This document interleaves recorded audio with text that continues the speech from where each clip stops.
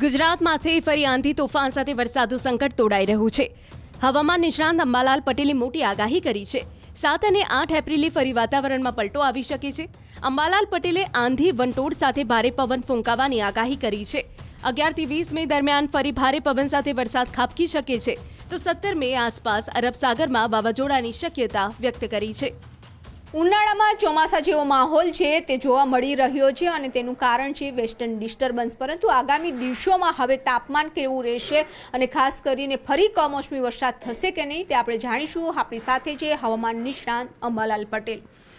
કાકા, જે રીતે અત્યારે ચોમાસા જેવો માહોલ જોવા મળ્યો છે, આજે ફરી એક વખત ગરમીની શરૂઆત થઈ ગઈ છે, તો આગામી દિવસો એપ્રિલના કેવા રહેશે?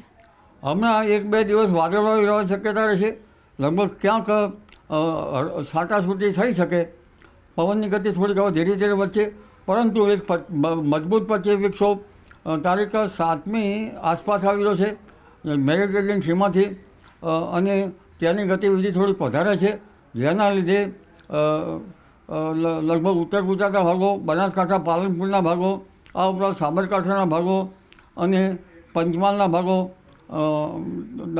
દાહોદના ભાગો, તેમજ મધ્ય ગુજરાતના ભાગો, અમદાવાદના ભાગો, ઉત્તર ગુજરાતમાં અન્ય ભાગો અને વડોદરા વગેરે ભાગો, ખાસ કરીને દક્ષિણના ભાગો અને પૂર્વ ગુજરાતના ભાગોમાં પ્રી મોન્સૂન એક્ટિવિટીનો વરસાદ થવાની શક્યતા રહેશે। સૌરાષ્ટ્રના અલગ અલગ ભાગોમાં ત્યાં હળવો વરસાદ થવાની શક્યતા રહે, જેમાં ભાવનગરના ઉપલા ભાગો, જૂનાગઢના કેટલાક ભાગો અને પશ્ચિમ સૌરાષ્ટ્રના કોઈ ભાગમાં વાદળવાયું કે ક્યાંક હળવો વરસાદ થવાની શક્યતા રહે। જોકે સૌરાષ્ટ્રમાં ગતિવિધિ હમણાં ઓછી રહેવાની શક્યતા રહેશે, પણ પશ્ચિમ વિક્ષોભ જેમ જેમ આવતો જશે તેમ તેમ ક્યાંક તેની અસર થવાની શક્યતા રહેશે। કચ્છના કેટલાક ભાગોમાં અસર થવાની શક્યતા રહેશે। એટલે આ પશ્ચિમ વિક્ષોભ હિંમતનગર, પ્રાંતિજ ઉપરાંત અમદાવાદ, વડોદરા, નડિયાદ અને નીચે છેક ભરૂચના સંલગ્ન ભાગો, દક્ષિણ ગુજરાત સંલગ્ન ભાગો અને કેટલીક અસર મહારાષ્ટ્રના ભાગો સુધીમાં અસર થવાની શક્યતા રહેશે। પણ કઈ તારીખથી કઈ તારીખ વચ્ચે આ માહોલ છે તે ફરી જોવા મળશે? તારીખ 7મીથી જ માહોલ સર્જાવાની શક્યતા રહેશે અને તારીખ 8 સુધીમાં તેની ગતિવિધિ વધુ રહેશે, પરંતુ હવામાનમાં પલટા તો તારીખ 10 સુધીમાં રહેવાની શક્યતા રહેશે।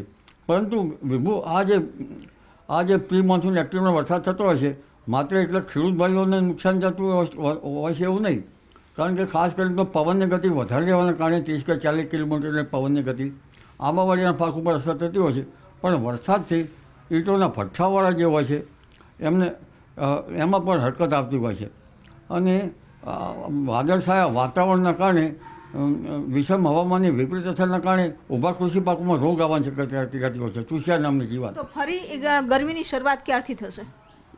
ગરમીની શરૂઆત લગભગ તારીખ 15મી એપ્રિલથી ગરમીની શરૂઆત થવાની શક્યતા છે, કારણ કે તે પહેલાં મજબૂત પશ્ચિમ વિક્ષોભ આવવાની શક્યતા નથી। 11મી તારીખ આસપાસ પણ એક પશ્ચિમ વિક્ષોભ આવે છે, પણ તેની અસર ખાસ થવાની શક્યતા નથી। આ ઉપરાંત તારીખ 16મી આસપાસ પણ એક પશ્ચિમ વિક્ષોભ આવે છે, તેની અસર પણ ખાસ જણાતી નથી।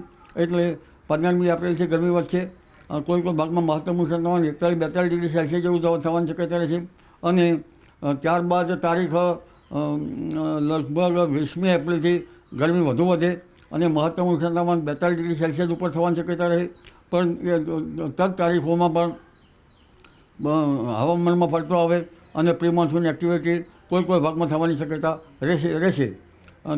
ત્યારબાદ તારીખ 26મીથી આકરી ગરમી પડે, મહત્તમ ઉષ્ણતામાન 26 તારીખ પછી 43 ડિગ્રી સેલ્સિયસ જેવું થવાની શક્યતા રહે, અને મે માસમાં તો ગરમી આકરી પડે।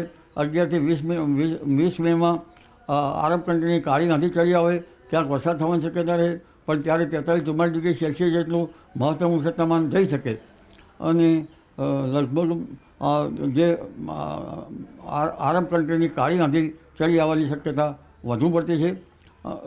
તેમજ તારીખ 17મી મે પછી બંગાળ ઉપસાગરમાં જૂનની શરૂઆત સુધીમાં ભારે ચક્રવાત થવાની શક્યતા રહે। દક્ષિણ પૂર્વ તટો પર ખબર લઈ નાખે એવા ચક્રવાતો રહે, પણ અરબ સાગર પણ સક્રિય થવાની શક્યતા રહે છે। અત્યારે જે સી સરફેસ ટેમ્પરેચર ઓછું છે તે લગભગ 28 મહત્તમ ઉષ્ણતામાન 28 ડિગ્રી સેલ્સિયસને પાર કરી જવાની શક્યતા રહેશે. ખાસ કરીને પેસિફિક મહાસાગરમાં ટ્રોપિકલ સ્ટોર્મ વધારે બનશે. એટલે જે અત્યારે એવું કહેવામાં આવે છે કે ખાસ કરીને ગુજરાતની વાત કરીએ તો ગુજરાતમાં એપ્રિલ અને મે મહિનો ખૂબ જ ગરમ રહેતા હોય છે, પરંતુ જોવા મળ્યું છે કે વારંવાર વાતાવરણમાં પલટો આવી જાય છે. તેનું કારણ શું અને તાપમાન છે તે સામાન્ય અથવા તો સામાન્યથી નીચું શા માટે રહ્યું? જેનું મુખ્ય કારણ છે કે કોઈ જાણ્યા અજાણ્યા બળોના કારણે જે મેડિટેરિયન સીમાંથી આરબ કન્ટ્રીમાંથી વારંવાર પશ્ચિમ વિક્ષોભ આવે છે અને પશ્ચિમ વિક્ષોભ આવે છે ત્યારે બંગાળ ઉપસાગરનો અને અરબ સાગરનો ભેજ પણ ખેંચે છે.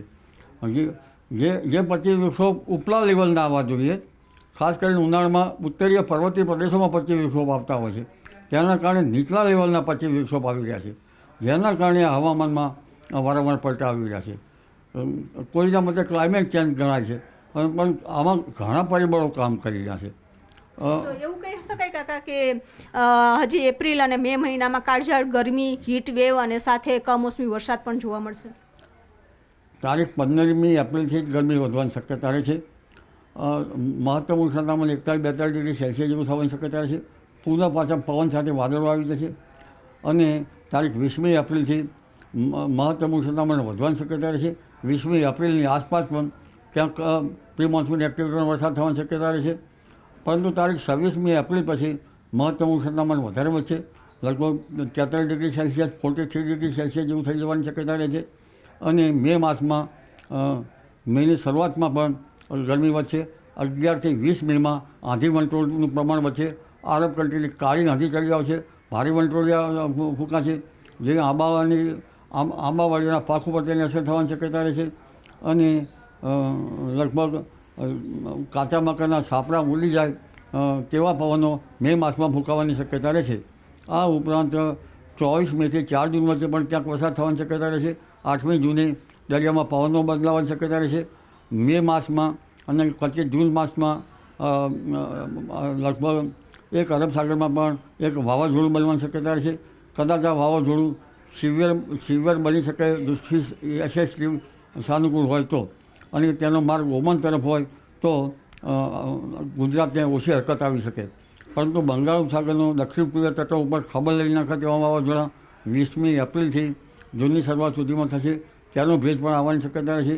અને લગભગ 12મી મેથી 20મી મે વચ્ચે આંદોમાન નિકોબાર ટાપુ પર ભારે વરસાદ થશે અને જે ઉપસાગર છે એમાં ઊંચામાં ઊંચા ઉછળવાની શક્યતા રહેશે. એટલે આ એક પછી એક બધા સમુદ્ર પેરામીટરો એમજીઓ પણ સાનુકૂળ થતો જશે, જેના કારણે હવે ધીરે ધીરે પ્રી મોન્સૂન એક્ટિવિટીની સાથે સાથે ચોમાસું વરસાદ પણ ગુજરાતમાં શરૂઆતમાં સારો થવાની શક્યતા રહેશે. પાછોતર વરસાદ પણ થવાની શક્યતા રહેશે. પાછોતર વરસાદ ઓક્ટોબર સુધી થઈ શકવાની શક્યતા રહે છે. તો આ હતા અંબાલાલ પટેલ અને તેઓએ કહ્યું છે કે ઉનાળામાં જે કાળઝાળ ગરમી સાથે સાથે વારંવાર જે સિસ્ટમો બની રહી છે તેની અસર પણ ગુજરાતના વાતાવરણ ઉપર જોવા મળશે. કેમેરામેન શ્રેણિક મહેતા સાથે વિભુ પટેલ, ન્યૂઝ 18 ગુજરાતી, ગાંધીનગર.